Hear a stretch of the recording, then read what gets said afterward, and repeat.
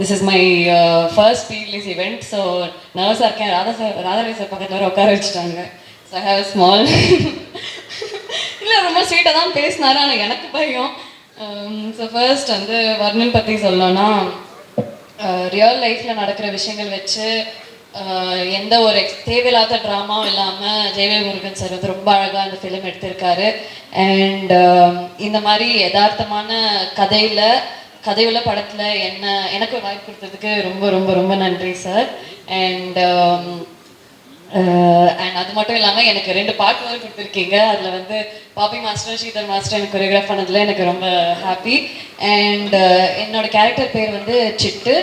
And Sriram sir வந்து ரொம்ப அழகாக ஒவ்வொரு ஃப்ரேமும் பார்த்து எங்களை அழகாக எடுத்தார்.